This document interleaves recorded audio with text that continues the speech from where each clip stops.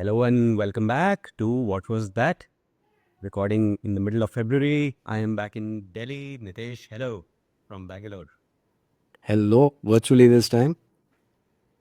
Back to the virtual life. Yes. How's Bangalore weather now? Crazy hot? No, but it looks like we're getting there. You're getting there. The weather's definitely turned, so there's not as much mist in the mornings. It does not look good. It's going to be a brutal summer. It's always like this, right? This the first like Feb and March. I remember going for Aero India like every time, every 2 years. Always like this. Yeah, true. It is sunny. It wasn't quite this hot. Fair enough, fair enough. But let's begin. What's on your agenda for this week? What's been happening in the business world? You want to say hi to the 3 new subscribers and 4 new people watching? Oh, we have like 15 new subscribers. Do we? Yeah, that's a big one. Pressure. Like the fame is already going to my head. I'm buying a new Lamborghini on a loan. All that is fine, but when you're going to start behaving like an asshole with the people who were with you when you were nothing, that's the important story. I don't know them anymore.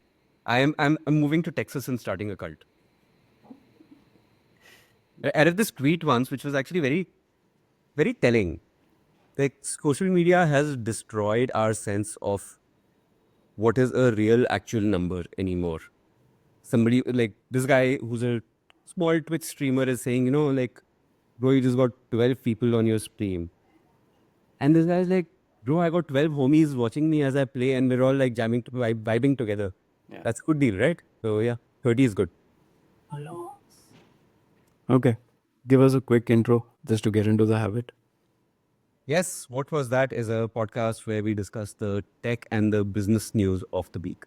Some Indian, some international, but with a sort of an Indian context at least. Some where tech and culture mix in, some where business and culture mix in. Nitesh focuses more on the numbers. I focus more on the culture and the tech. And also I rant about notification AI. Like Riverside, my podcast platform changes everything every week. Keeps moving to audio only somehow. Chrome keeps asking me to update every time I log in because I only use Chrome for Riverside. I'll probably chop this all off anyhow. So why am I ranting? And Apple keeps telling me to turn on reactions. And there's an X button if I don't want to turn on reactions, but it doesn't work. So yeah, notifications here. Videsh, how's that for an intro? Fantastic. Let's just get to it. Let's get Don't give a lag anymore. Okay. So this was in the Economic Times on Thursday. Apparently, it is standard industry practice for producers of movies that are just released in that week to do block bookings, buy out entire sections of theaters to presumably give the illusion of interest and seed interest, maybe, or at least that's how it started. The article says that it's gotten so bad that for an unnamed film, of which I have a theory which film it might be, the first week's collection was counted to be 80 crores, and about 40 of that was these block bookings. We'll get into the dynamics of the block bookings, who does them, why, who pays for them, but preliminary thoughts. How do you feel about this practice? So, yeah, like it's the New York Times bestseller list all over again, right? Just elaborate. I'm not familiar with that. So the New York Times bestseller list is basically the New York Times publishing a list of the books, uh, selling them as that particular week through a combination of like whatever they get from Amazon and like actually mostly real world, right? They go to bookstores, they figure out what's selling the most. And a bunch of people seem to have over the years figured out how to game this. They seem to have figured out which stores these are. And because books don't sell in that, like most books other than the airport bestsellers, Be the Best Version of You, they don't really sell in that many numbers, right? So a lot of people seem to have figured out that if you buy a few thousand copies strategically, you can land up in the top of that list. And it was fairly open also. People very openly saying, I went to the store and bought 10 copies just to show my support. Correct.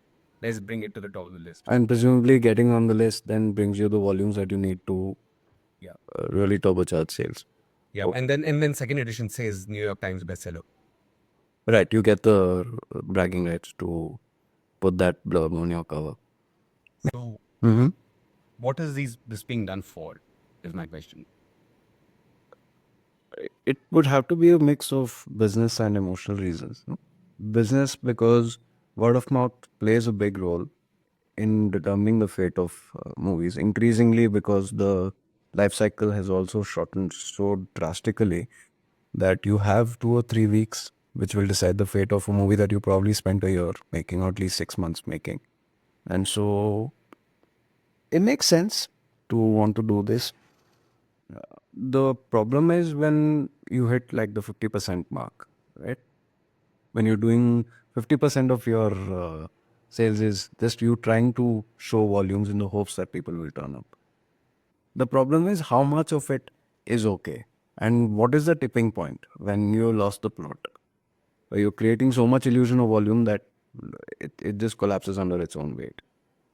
So the surprising bit to me, and the reason I bring it up, because otherwise it's an obscure business practice in a niche business, right? Who pays for these? Yeah, who's paying that 40 crores? Exactly. Yes. So, one of the ways that these block bookings are paid for is by brands of, for which the actors are brand ambassadors. So, this is part of the negotiations when you onboard somebody as a brand ambassador that, okay, listen, I'm probably going to have 3 releases in the next year or so.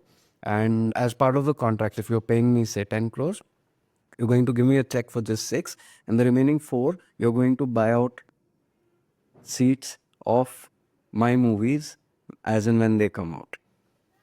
It's built into the contract. Wow. Crazy. Now this is getting interesting. Now there's a whole chain attached. So this is institutionalized. And there are so many people involved in it because once you have brands and you have the ad agencies, you have the CMOs of the brands themselves. And the question arises, what do they do with these tickets? Do they then organize contests to give away those tickets? Is that why contests give away film tickets in the first place? Wow. So Buying click farms and exactly. That's the exact paradigm that came to mind. Apparently, producers of films keep 2 to 10% of their budget, depending on how promising they think the movie is or how much push they think it needs. Of the entire film's budget is also kept set aside for this. So that then makes sense why you have movies with seemingly simple, straightforward sites, not very high production costs, but that still costs so much to make. Because first of all, you have the star who's taking away like 50% of your budget, and then you have another 10% that you need to set aside for these shenanigans. that's just amazing. This is a Okay. click farms, but in the real world. Exactly. Here tickets, and are they booking on Book My Show? Or are they actually going down to theaters and Even if they don't, even if they're doing the corporate bookings directly with PVR or the multiplex chains or whatever, because we have Book My Show, we can see which seats are available, right? We have that visibility. So you can make out patterns of this entire row has been booked out, which organically doesn't happen if the whole theater is empty. Why is everybody booking seats in the same row? And it's not even the last row. It's a random row in the middle.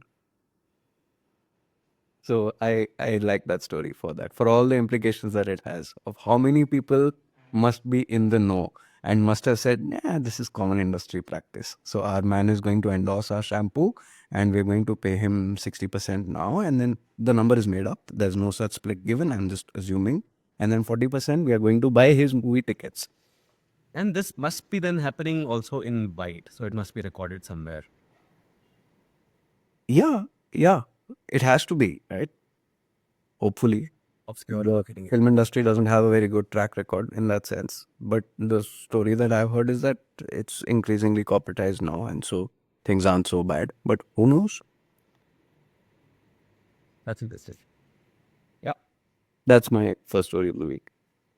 My first story is Elon Musk putting in an offer, putting in or just tweeting out or Xing out or whatever he calls it now, an offer to buy OpenAI for $97 billion, which is one way of looking at it is Elon Musk being Elon Musk. He doesn't actually mean what he says, but well, that's what he said when he made an offer for Twitter. Twitter, yeah. Yeah. So why this offer is interesting in some ways. It's not just, oh, here's an offer for $97 billion and Sam Altman immediately rejected it by tweeting, oh, no, not interested, but I'll buy Twitter for $9.7 billion if you want. Billionaires being billionaires. But also, it sort of complicates Sam Altman's life in a few ways. One is, as we've discussed previously, like there are many complications thanks to DeepSeek, which just landed, the Chinese model, which just landed in the middle of Sam Altman trying to raise money from SoftBank at $340 billion, which is one figure. And another figure being thrown is $260 billion. There's an $80 billion figure difference in the valuation that's being bandied. $80 billion difference. There's an Hindi expression for that, no? Mota mota. 19-20. On this piece. Yeah, yeah. What's a zero here or there? What's $80 billion there? What's it? So between that, this $6 million training, whatever model DeepSeek dropped, it was open sourced. At the same time that this thing called Stargate was also announced, which is Trump plus Saudis plus SoftBank plus Sam Altman, $500 billion investment into AI infrastructure. What's a few $100 billion here or there, right? With no specifics, obviously, and with no known funding sources beyond the first $40 billion. So just a $460 billion hole. What's the big deal? After last year, he was trying to convince the Saudis to give him $5 trillion to set up AI infrastructure. $5 trillion. Sorry, who was this? Altman or Musk? Altman. Altman, okay. Yeah. I'm miles of the loop on this. Last year, he was talking like it's the most natural thing. Of course, we need lots of AI infrastructure. We need like more graphics cards. We need like data center, processing farm. $5 trillion. What's the big deal? So, yeah, so long story short, while all this Stargate $500 billion thing, SoftBank thing is happening, he is also trying to convert OpenAI from a non-profit to a for-profit. So OpenAI is a non-profit structure right now. Very murky because it's all financial engineering at the bottom. Correct. But he's trying to convert it to for-profit, which has confused a lot of the Delaware courts, the California courts. They've asked him for an explanation. But all through, Where Musk's offer came in, because my understanding is that in the transition from a not-for-profit to a for-profit, they're going to move the assets, if we can call it that, of OpenAI into the new for-profit company, and it has to be done at a valuation, right? Because these are different legal entities. so it's very murky. And the more I try to read, and I've tried to look up a lot of these reporters from AP and FT and all who've been trying to get into this, it seems that the conversion is happening at around $40 billion. So get around that figure. So Simultaneously trying to raise money at $340 billion. So now Elon Musk is offer at 97, which was immediately at the board because they have that right. Now to actually do the conversion at 40 becomes trickier for them. maybe that was the intent behind giving the bid, right? Just spiking the numbers. Maybe it's just trolls being trolls because what is to expect from the richest people in the world? Wait, I live in what has of late become a very hot segment of the property market here in Bangalore. This is a recent development.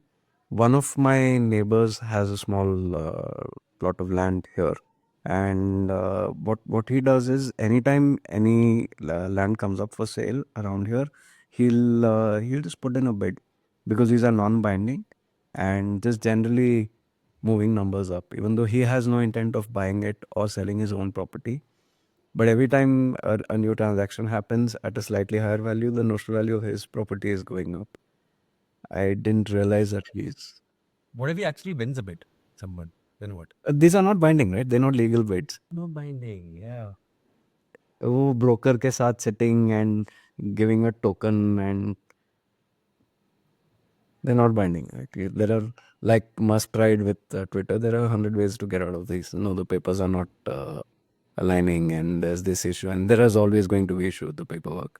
on a property transaction in India, right? If you want an exit gate, A bit bit, right? Because it's A, at the very least, he's trolling successfully and complicating Sam Altman's life. B, even if the board agrees to oust Sam Altman and go above his head, no, we'll sell for 97. They find the he doesn't mind. Yeah, he'll find the money. Tesla's gone way up. Tesla, for some reason, went up a lot starting November 6th, 2024. I wonder what happened on November 5th, 2024 that caused it to shoot up from, I think, around $240 to $450 a share in a month. I wonder what happened. Now it's down, but which is going to be my second story on Tesla. But yeah, so he find the money that even if he does win, so it's win-win, high quality A plus trolling from what people thought was a scientific genius. Well, let's not go there. A real life Iron Man. A real life Iron Man. Simpler times, no? Simpler, happier times. Yeah, a real life Tony Stark, if not Iron Man. But that's neither here nor there. On to my second story. Yep. All right. ITC might be buying two food brands, MTR Foods and Eastern Spices, from their current owner. Lots of layers to this. First of all, why is a cigarette company buying FMCG brands? Well, ITC is already in the space, right? They do ready to eat. But why are they? Why? Oh, why? Yeah. They're a cigarette. Conglomerates, right? This conglomerates wanting to be everything for everyone. How? Okay, a little more nuanced than that. Cigarette companies have had for 100 years some common characteristics. They require very little investment, and they tend to throw out gobs of cash every quarter that you have no place to put them. There's no need to reinvest it in the business because it's so damn profitable. And beyond giving a spectacular dividend, there isn't much you can do with the rest of the cash, right? So starting in the 70s and 80s, all the cigarette companies started buying FMCG brands because it's the perfect counterbalance to the tobacco half of a balance sheet, because FMCG brands tend to consistently give returns, but they require large capex upfront if you're acquiring a brand or setting up factories, setting out distribution, whatever. It's a great marriage of tobacco and FMCG at the balance sheet level.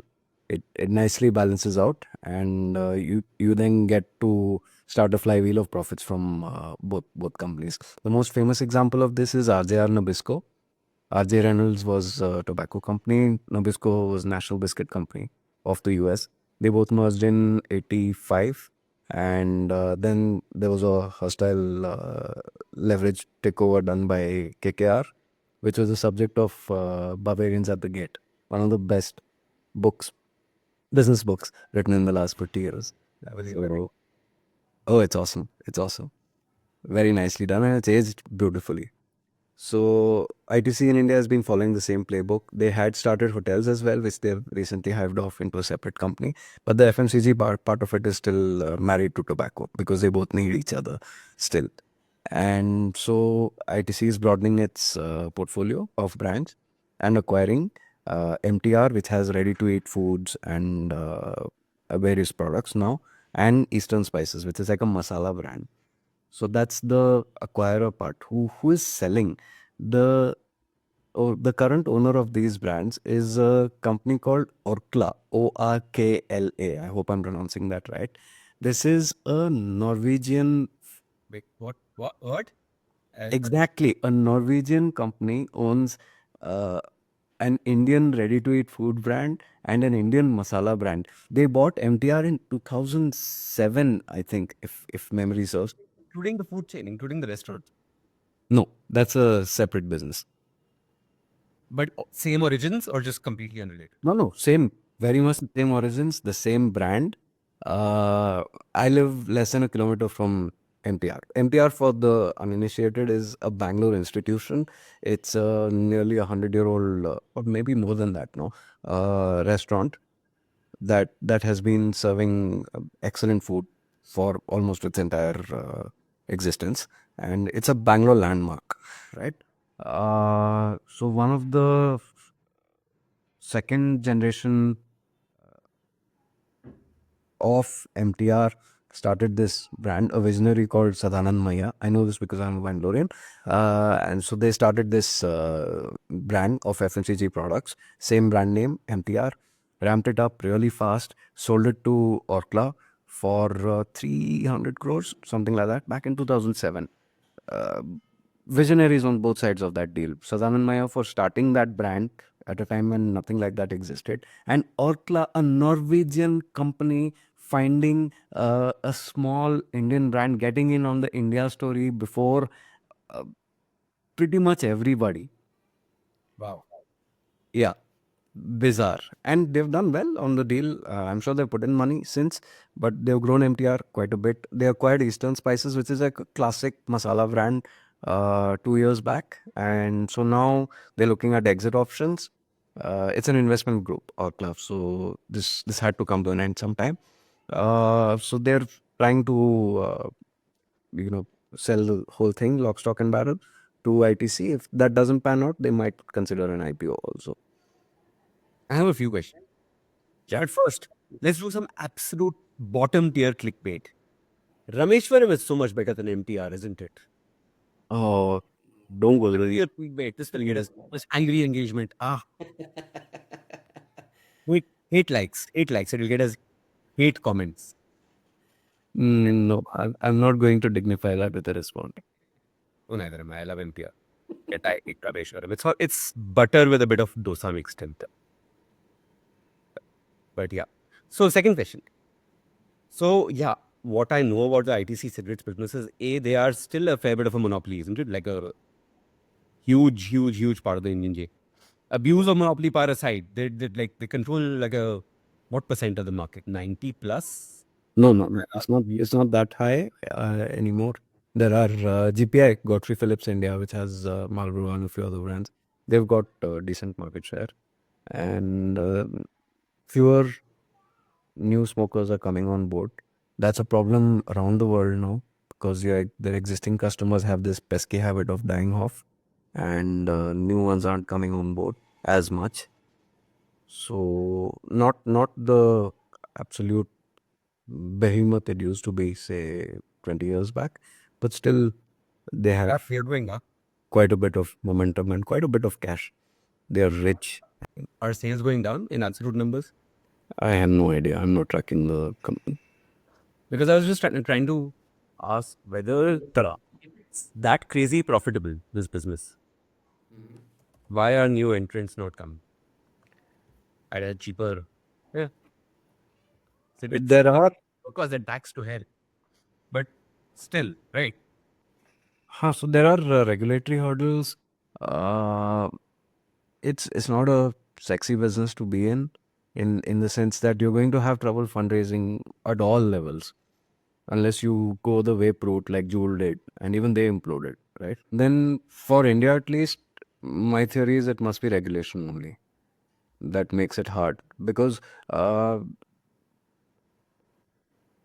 on a very surface understanding, tobacco sales, because you can't advertise and you can't build a brand, it's all about point of sale, right? Whoever has the strongest muscle there wins. So even if you have a great new brand with lots of innovation, and cast the morality of it aside for a moment, just getting your product available on retail shelves will be very difficult. I know anecdotally that stores, at least in Bangalore, which have ITC branding, have to hide their stocks of Marlboro and sell it on the down low. Not because they're afraid of the authorities, but because they're afraid of the ITC folks. Presumably. Then there is monopoly power at play, right? Because just I am trying to figure it. Just can't be distribution because the prime example being minimalist now being bought out by Unilever.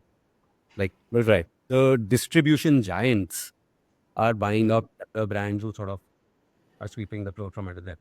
Correct. But then e-commerce is not a viable channel for tobacco, right? It's still quite restricted. You completely right. Yeah. So you just have the traditional points of sale to fall back on, and neither of the incumbents are going to let go of those. There is another smaller in tobacco terms, smaller listed player, VST. They have brands like Charminar. It's a Hyderabad-based brand. So there are these regional players, and I'm sure there isn't room for uh, new brands to come in. Otherwise, at least somebody would have tried, or maybe people have tried and burnt their fingers. I think it comes down to that. The commerce platforms, are they allowed to sell? I have no idea. Yeah, I think both of us are like very, like, the business side, but both of us are vague about these things because neither of us is a consumer. So, Consumer, exactly. yeah. So, yeah. Because if it is, then I can't imagine why a younger player. Because again, when has ethics ever stopped the business world, the VC world, the startup world? To Mark Atkinson saying, software will eat the world and build a monopoly, that's your moat, all that stuff. When has it? Palantir, Google, Google is now removed. Google had this thing called we won't use AI for weapons and defense, and now they've quietly removed it. We remember when they had Do No Evil Oh, yeah. Yeah. and they removed it. This is good. Like every company after going public. Right. But still, if any young or not so young person is listening to this and decides to launch a cigarette brand, don't credit us. This is all you. Yeah. Yeah. No thanks necessary. Take this idea. If you want, do what you want with it, Do not try this at home. or do. But we have no part in this. Yeah. Yeah. Either of us smokes. Uh, shitty, like second-hand smoke is a shitty thing. So, yeah, don't do it. My second story is back to Elon Musk and the Tesla side of the business. And here large part of the story I feel is going to be vibes based, but also business is vibes based. Tesla sales are falling in Europe, and falling like mad. Norway, let me just get the figures out. Plummeting is the word in the headlines. Germany, it's down some. Oh, UK is 18% drop in the last quarter, which is a bad. Average decrease in sales across a bunch of like Netherlands, Norway, Spain, Sweden, Denmark, Portugal is 47%. Spain, it's down 75%. Now, why I do say vibes based is because this man rose on the back of being vibes based. Like left wing, it is a global phenomenon that the left wing is more concerned about climate change than the right wing. The left wing was buying a lot of his cars. Like it started with people buying the Prius hybrid 20 years ago.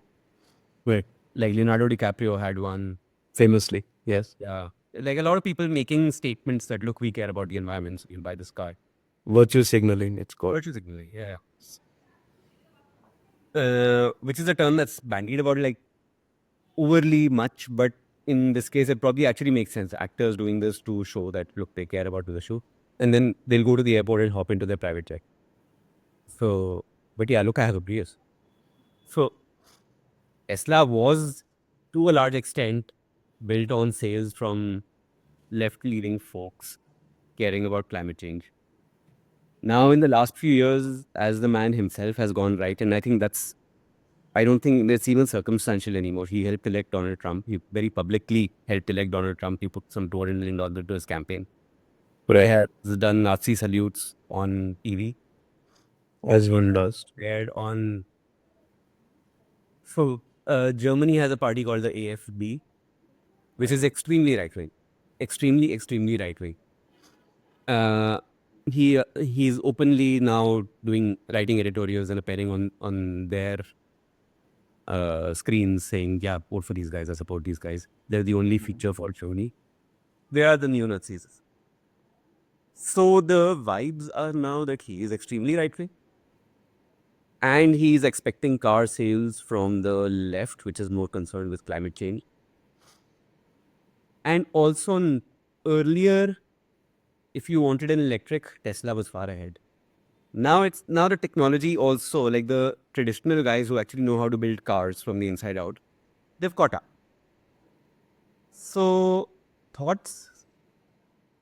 More than the Western manufacturers catching up, I think China and to a certain extent Korea has actually leapfrogged them. So I would love to see the counterfactuals of if Tesla is losing market share, where is it go? Is it going back to internal combustion engines or is it going to electric cars of other brands? And if so, how what does that data look like? So EV sales have flattened in the last years, in Europe at least. But again, others are down like a percent or up a percent. There was this huge phase when people started going back to hybrids just because the infra wasn't there for pure EV, Right. especially on highways and stuff. But that's as being built up. I think we are past that. Yeah. BYD is like a lot of people say they've stolen American tech and whatnot as the manufacturer of all this, but whatever, right? That now they've sort of leapfrogged everyone in terms of just being able to do this at a much lower price point and sell at a much lower price point than the others. And large scale. And to hell across. I've seen like two BYD cars total on the roads in India. What's the scene with BYD? Yes, there are plenty in Bangalore. Sorry? Plenty of them in Bangalore. I've only seen two in Delhi. There are plenty. There's a whole cab service that only uses BYD cars. Oh, nice. Yeah, and it's positioned as a premium brand. So yeah, so that's the interesting part. Like, does this business actually then end up going to the Chinese, uh, who are still being tariffed to hell all over Europe, like 100% plus, which is pretty usual for India, but yeah, we don't typically see that in the Unusual. Yeah. I wrote an op-ed about this for the Indian Express a couple of months back that Tesla occupied this space for so long and they have now vacated it because Musk has moved to the right ideologically and sooner or later the Tesla brand was bound to follow. Jaguar is doing like a rebranding and they're having a bit of an identity crisis of how they're going to weather the next century, and that was my advice to them. Position yourself exactly where Tesla used to be the cool woke guys who sell environment friendly cars because they're environmental friendly, and just make a passable product. That's enough. It's right there. The opportunity is right there, which the Chinese, for various reasons, cannot capitalize on. And so right now, that's being broken up between the Koreans and the European brands and some of the American brands. But it's right there. The mantle is empty. It has, and also another angle to the story is that the Twitter buyout that we discussed is massively debt financed. Yeah. A lot of it is tied to his Tesla stock, which suddenly rose when Trump got elected because now, well, he was the most powerful man in the world anyhow, and now he's running the US government. He's, Meeting heads of state. and now Tesla has started falling. So now what happened is the question, because there's a lot of downside risk to his entire empire if Tesla's stock starts falling too much. I think he has pledged only a fraction of it. And considering the amount of access he has now, I'm sure his banks will be perfectly open to alternate means of refinancing or whatever. I don't think it's going to amount to much, at least until the present administration and the present balance of power is the way it is. Even if the Tesla stock halves or goes down to 10%, it Yeah. doesn't matter. Yeah, it doesn't matter. Memories.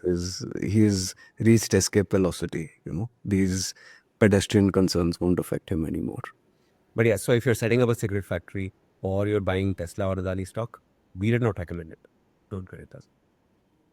Oh yeah, there's actually a regulatory edict out that influencers in India cannot use stock data from the last 3 months, because everyone was saying, no, we are not giving investment advice.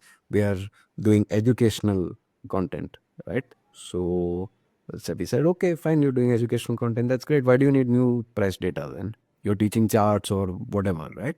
So you can't use the last 3 months data.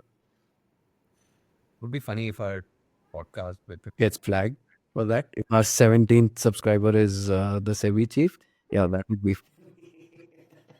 cancel. We're being cancelled. They're being cancelled by the left, by the woke left. Engagement bit. Why not? Uh, so yeah, that's it. I'm not going to lose sleep, and I don't think Musk is either. He's good. Third one, I don't think we'll need to spend much time on this, but it's interesting nonetheless. KKR, which we just spoke about in our in my previous story, Colbert Kravis Roberts. This is a giant private equity firm. They're Riders. sorry. Get confused sometimes. Not Kolkata Knight Riders. Those early headlines when the IPL just started was so confusing for me. Like, why is Shah Rukh Khan associated with a US private equity firm? हो क्या रहा है? And I'm sure many people have the opposite problem as well. Okay, why is Kolkata Knight Riders buying hospitals? But so KKR is like, sorry? It's a funny world these days. Could happen. KKR is buying 51% of a Bangalore-based super specialty cancer hospital chain called HCG. And HCG has had, it's been listed for a while. It has had its ups and downs. And this seems like a nice conclusion to that story. The reason I picked it is because it is part of a larger trend of the Indian healthcare system getting corporatized. That was the first step, and then getting financialized. That's the second step. It works in lockstep with insurance getting more common, and the trend of emphasizing hospital brands more than individual doctors. So, the days of nursing homes where you had one doctor who was the star of the show and who you would see for everything are past. So you had corporatization, or you have financialization. Manipal Hospitals majority stake Ranjan Pai sold to Temasek, the Singapore fund. Consolidation भी हो रहा है, and things are getting more standardized. Are we headed in the direction of the US? Most likely. It'll take a while to pan out still, but if capitalism goes the way it goes, I think that's where we'll end up as well. It should take a good decade or so, but I think that's where we'll end up. So this is another big step in that direction that KKR now controls HCG, or will soon control HCG. Private equity in its word. Uh, yes, and it's particularly insidious when it is healthcare, you know, almost as bad as education. So in the US, yeah, two areas have recently gotten a lot of flack for being just completely overrun by private equity. One is old age homes and veterinary clinics and hospitals. They just buying out everything as they realize that, look, COVID time people are getting a lot of pets, right? And they're spending a lot of money on them. People are having fewer kids, so they are also now splurging on their pets, treating them like kids. Right. So plenty of reports that now operation prices, X-ray prices, everything for pets has like just skyrocketed. They're saying almost same. Yeah, so there was also these chains, right? Red Lobster and the so US is like there's so many examples of private equity doing and then just Huh, they've made a well-oiled machinery out of it. I would like to add, though, to my previous point that uh, corporatization and financialization of healthcare, of course, has its cons, but it has its pros also. The standard of care, the quality of machinery, components, just the basic nuts and bolts that are used now day to day are so much better, so much more world class than they were 10 years back. That's nice to see. So it's not all bad. We have plenty of the Da Vinci robots in India that wouldn't have happened without corporatization, without financialization. There simply wasn't that much money in the industry for those investments to happen. So while we had great quality of care always, we didn't have the world class infrastructure that we do now. So that is something that Simultaneously, like agreed on that. Simultaneously, the cost is people are absolutely feeling that the cost of healthcare has gone up. oh yeah, yeah. Get as much medical cover as possible. Yes. Hospitals are now saying, oh, you know what? First, we need to see if day 3 and 4 of the stay in the hospital will be covered by insurance as medically necessary or not. So you might have to pay. Like deductibles are increasing. People are actually having to pay uh, a significant chunk rather than Despite being yeah. yeah, despite being insured, doctors have targets, which is bizarre in any world. Like how can you give a doctor a target of doing X number of spine surgeries in a month? How do you even know that they're going to get that many patients? And you're tracking conversion. You have to get into moral hazard territory to spot the conflict of interest here. Like it's right there. You give a doctor a target, he'll start doing more operations. Exactly. Right there. Oh, there's no intermediate leap also. It's right there. I agree, and it's not great, but yeah, it seems irreversible. I don't think we're going to go back. What's your take on the government giving insurance to everyone? I somehow feel that's a great thing in some way. You mean a government or the Indian government? Right. Because the Indian government, And expanding the network to cover private hospitals. it's well intentioned, but I'm sure that there are going to be plenty of gaps. We suddenly are going to find surgeries that are just priced slightly above what the insurance cap is for what the government will pay. And again, from the hospital's point of view, they're going to start closely tracking how soon they're being reimbursed by the governments, because that has been an issue in the past, that they haven't been recompensed for this state insurance that was provided, and then that colors the quality of care that is provided. So on principle, it's a great idea, and universal healthcare, I'm all for it. It's a basic right. Um, Implementation, particularly in India, has been a fee. Like my worry here is, well, yeah, well intentioned and it's a great move. People need that care. People need to be able to feel that, yeah, something happens to me, I'm not headed for a financial disaster. Right. The flip side is that, like, if anyone I know has been hospitalized, like I've had my dad hospitalized a couple of times, and there are these doctors who come in, uh, acha, patient theek hai, kya haal hai, walk in for like 30 seconds, okay, walk out. And that bill has like a 800 rupees, 1000 rupees, 1200 rupees charged for that visit. Multiple Right. times. A nutritionist will be sent in. Why? Right. For a fracture also, they send in a nutritionist for everything and that's charged. Right. A diet plan they will make. Why? Didn't ask for one. Uh, I went in for a septoplasty for my nose 2 years ago and they sent in a nutritionist. Why? But absolutely. And I'm sure like 5,000 rupees of my bill was for that. The thing is, insurance is covering it, and I'm sure like Tata AIG is not paying that 5,000 rupees for the hospital. It is all covered Much. like a much lower rate.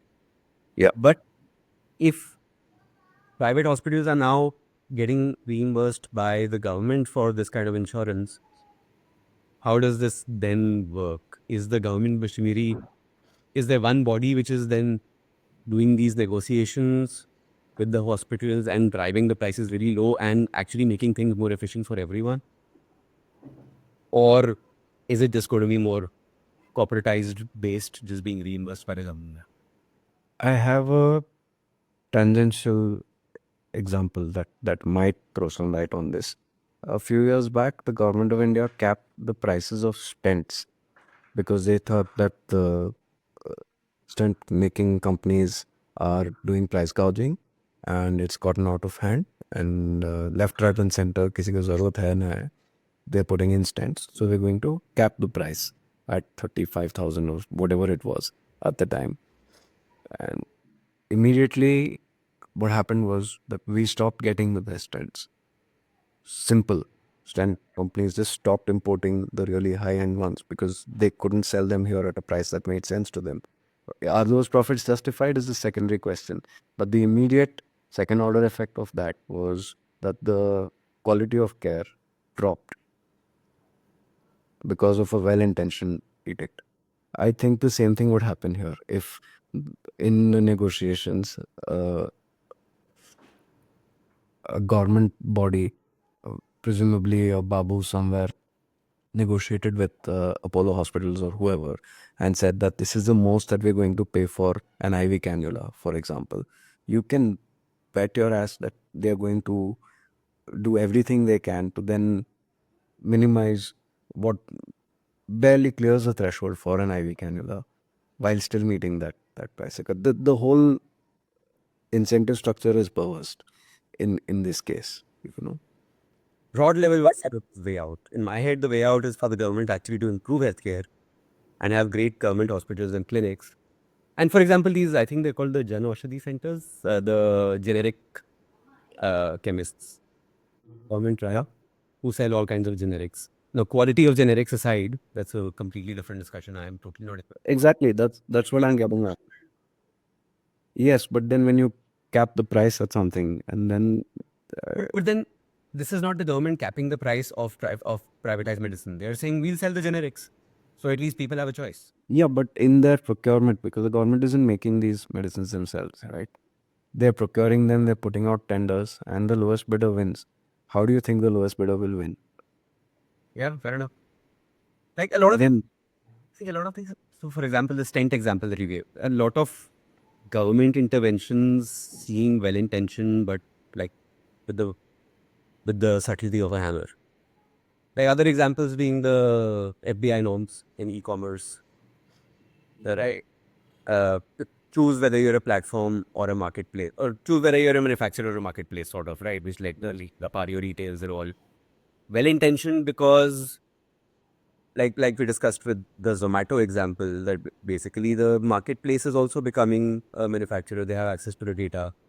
Well, the regulations on credit cards, for example, subscription credit card, which means every international website has to tokenize with the Indian regulatory authorities, and which means most people's credit cards are now failing.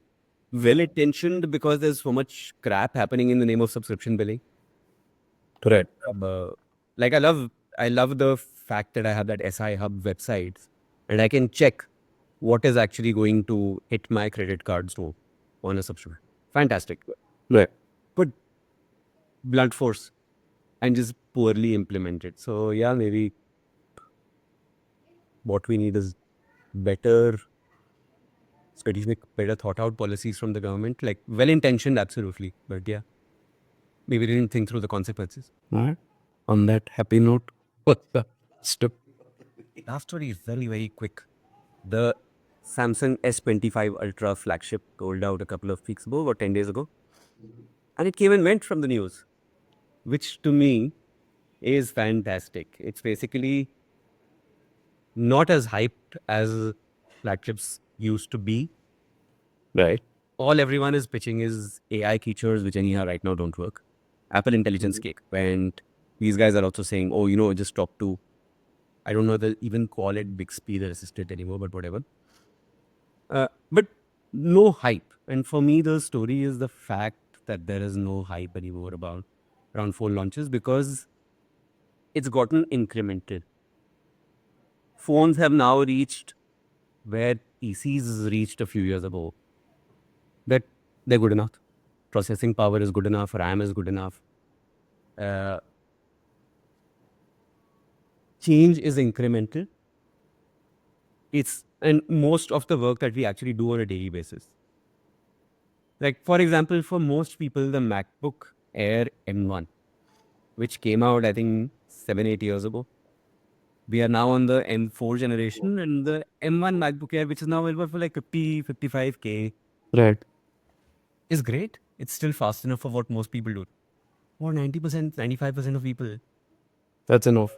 It's fantastic, and it's got like 10, 12 hours battery life Yeah. many generations ago. And the same is now happening with phones. It seems that there's no real drastic changes is happening that would necessitate upgrading every couple of years. Now it's just want more than a need. Right. When did you last upgrade?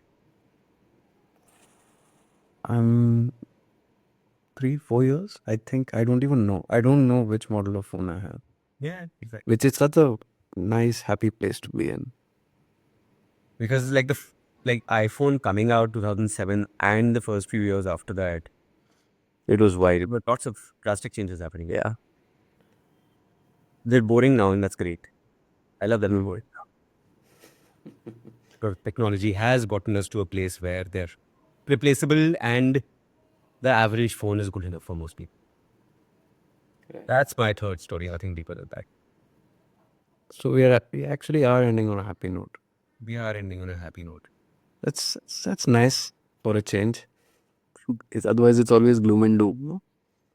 Yeah, unless some people do listen to us, then one of our 17 subscribers starts a smoking factory, a small cigarette factory. So yeah, that would not be a happy ending there. Yeah, we don't want a stake, advisory shares, none of that. Right? You're on your own on this. You're on your own and don't do it. Do not do it. That part will stay, will not be edited out. All right. All right. Thanks, See Sudesh. you next week. See ya. See you next week. Bye bye.